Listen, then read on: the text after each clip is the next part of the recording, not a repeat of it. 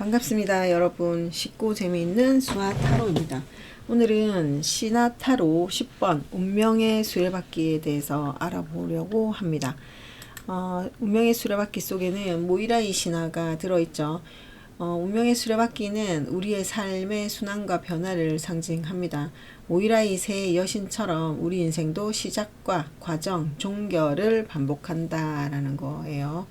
자, 그러면 모이라이의 새 여신, 운명의 새 여신입니다.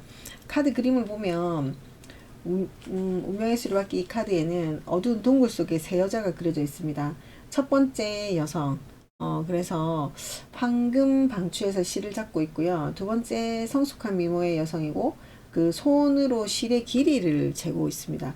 그리고 세 번째 여성은 손에 과일을 들고 있습니다. 그래서 그들 한가운데에는 황금 바퀴가 있고, 그리고 그 네 명의 작은 인간들이 이렇게 서로 다른 위치에 있는 걸 볼 수 있습니다. 동굴 입구를 통해서 보면 여기에 비옥한 대지도 보이기도 하죠. 그래서 모이라이 운명의 새 여신은 클로토는 생명의 실을 찾는 여신, 탄생과 시작을 상징합니다. 그리고 라케시스는 실의 길이를 재는 여신이고요. 운명의 그 분배자로 삶의 질과 크기를 결정합니다.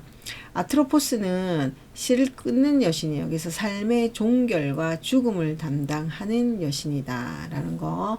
그림 속의 상징을 보면 새 여신은 운명의 기획자이죠. 설계자이기도 하고 종결자이기도 합니다. 그래서 인간의 의지와 무관하게 삶의 흐름을 만드는 것. 그러니까 얼굴에서 드러나는 새 여신의 나이는 차고 기울고 이유는 달의 세 가지 상과 비슷합니다. 그게 인간의 세 단계를 상징하는데 이게 기획, 설계, 종결 이 세 단계를 나타내는 거다라고요 하고요.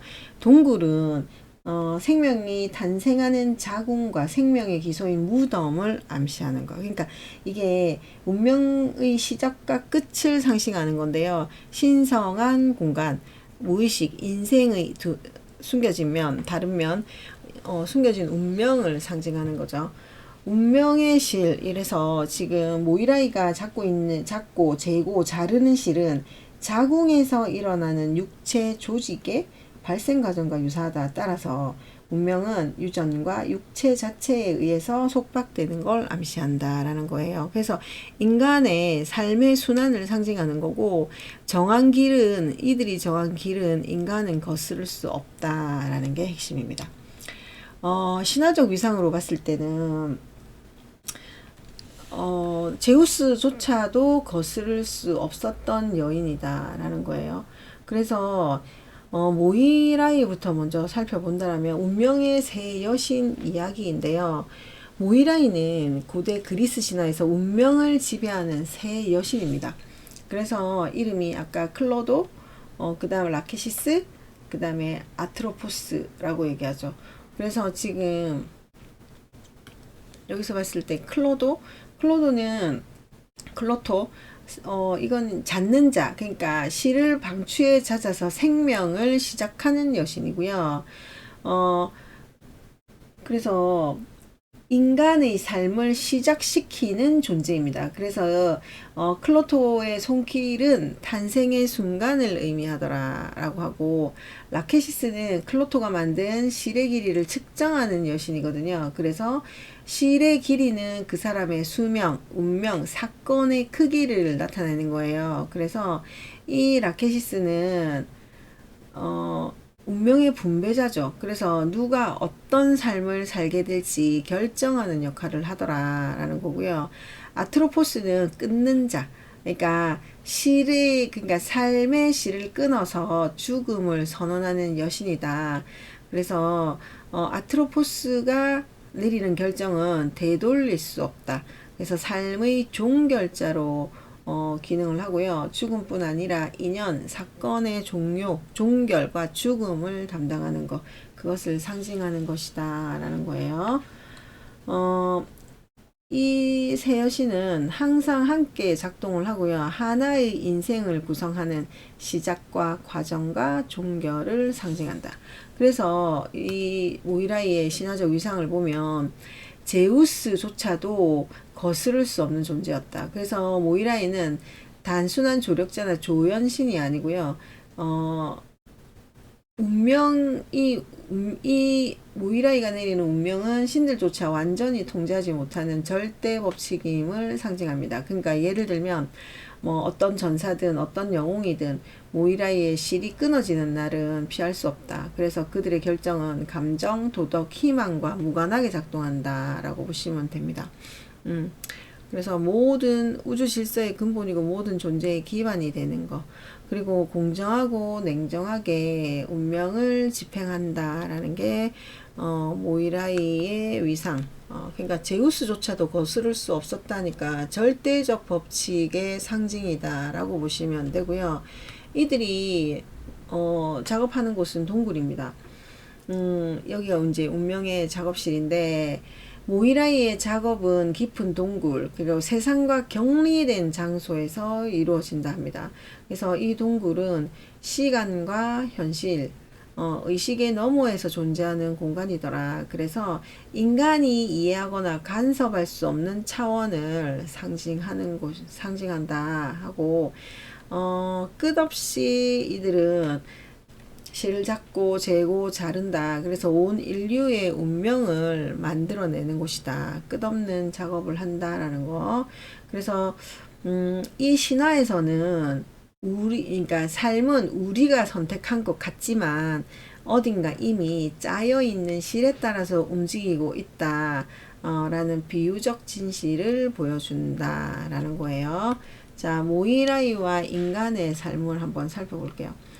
인간은 삶을 설계할 자유가 있는 듯 보이지만 결정적인 순간에는 정해진 흐름이 있다라는 거죠. 그래서 그 흐름이 때로는 기회가 될 수도 있고요. 그 다음에 변화가 될 수도 있고, 그 다음에 종결이 될 수도 있더라. 그래서 이 신화에서는 겸손함을 가리킵니다. 그러니까 모이라이와 인간의 삶에서 봤을 때 탄생과 시작, 클로도가 실을 찾아서 생명을 시작하죠. 그리고 라케시스가 실의 길이를 재어서 운명을 분배합니다. 종결과 죽음은 아트로포스가 실을 끊어서 삶을 마감하거든요. 이게 결국은 반복된다. 그러니까 모든 것은 다시 처음으로 돌아가서 새로운 시작을 맞이한다 라고 그런 메시지를 주고 있고요. 계속 반복되는 이야기이지만 플로토는 실을 찾아서 탄생과 시작 기회가 열린다. 라케시스는 실을 잰다. 그래서 선택할 수 있겠다. 선택, 분기점, 삶의 크기와 질을 조율한다 라는 거고요. 아트로포스는 실을 끊어버린다. 그래서 종결, 이별, 죽음, 피할 수 없는 끝을 상징하기도 합니다. 자, 그러면 우리가 철학적 해석으로 다시 한번 보도록 할게요. 수레바퀴는 끊임없이 돌아갑니다. 그래서 인생은 상승과 하강을 반복한다라는 거고요. 그 다음에 이 운명의 수레바퀴가 나오면 이 저항보다는 수용이 중요하다는 거예요. 그러니까 이 모이라이의 실은 삶의 설계도이고 수레바퀴의 궤도를 나타내는 거거든요. 그러니까 운명의 수레바퀴가 이렇게 뱅글뱅글 돌아가듯이 인간의 삶도 이 인생이 상승과 하강을 반복한다.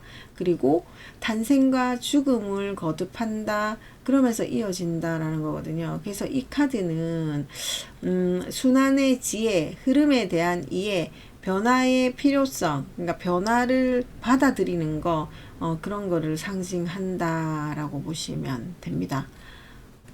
그래서 이 타로 카드의 핵심 메시지는요. 지금 일어나는 변화는 당신이 원하든 원하지 않든 일어날 운명의 일부다. 그래서 운명의 흐름을 상징하더라. 그리고 순환의 법칙도 나타낸다. 모든 상승에는 하강이 있고 모든 하강에는 상승이 따른다라는 거. 그러니까 음이 있으면 양이 있고 양이 있으면 음이 있다라는 걸 나타내는 거죠. 그래서 순환의 법칙을 알고 있어라 라는 거. 그리고 깨어있는 의식. 운명은 완전히 통제할 수는 없지만 이해하고 준비한 자는 더 멀리 간다라는 거. 그래서 우리는 우리가 해야 할 일은 저항이 아니라 수레바퀴 흐름 속에서 깨어 있는 게 중요하다라는 거예요. 그래서 우리 타로 카드에 이제 직장운으로 들어가 보면 직장운에서도 예상치 못한 기회가 있겠다. 그러니까 직장에서의 흐름도 전환기가 될 수 있겠다.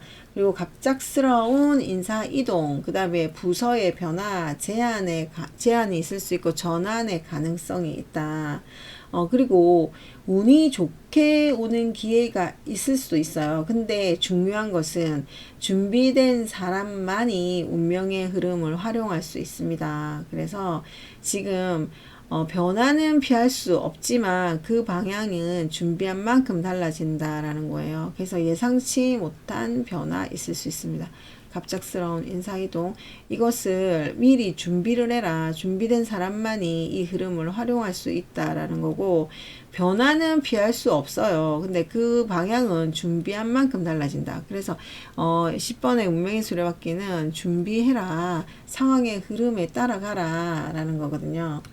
금전운도 예상치 못한 수입도 있겠지만 예상치 못한 지출도 있을 수도 있다. 그러니까 운 좋게 돈이 들어올 가능성도 있지만 한순간에 손실도 있을 수 있겠다. 그래서 투자는 이 타이밍이 중요합니다 라는 거. 그래서 길게 보면 순환적인 거고요. 지금 좋으면 조심해라. 또 나쁘면 곧 회복되겠다라는 그런 메시지를 주는 게 10번의 운명의 수레바퀴입니다. 그러니까 지금 좋으면 조심해라. 나쁘면 회복된다라는 거죠. 회복이 될 수도 있다라는 거. 재정의 운이 바뀌는 중이다. 불안해하지 말고 균형 있게 대응하자. 단기 이익보다는 장기적인 게 더 유리하다라고 합니다. 자, 애정운은요. 인연의 흐름이 바뀌는 시기, 그리고 과거의 사람이 떠나고 새로운 인연이 다가올 수 있다라는 거. 그리고 커플이라면 지금 관계의 전환기일 수 있겠다. 그래서 관계가 진전이 되거나 아니면 거리감이 생길 수도 있겠다라는 거예요. 그래서 감정이 불안해질 수 있지만 이 시기를 지나면 진정한 방향성이 드러난다라는 거고요.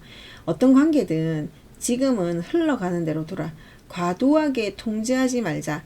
운명의 흐름이 주도하고 있으니 마음을 열고 받아들이는 자세가 필요하다라는 거예요. 자,